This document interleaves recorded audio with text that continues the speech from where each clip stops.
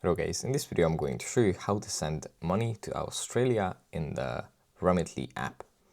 First we have to open up the app, and here it opens up in the home menu. From here we just go to manage in the bottom right corner. Then under account details we tap on sending to, and here we can tap on Australia to select it, and then after the app loads we will be able to send money by tapping on send in the bottom of the screen, and here we can type in the amount and then review the transfer fees, and then tap on continue to finalize the steps and add our banking details and card number.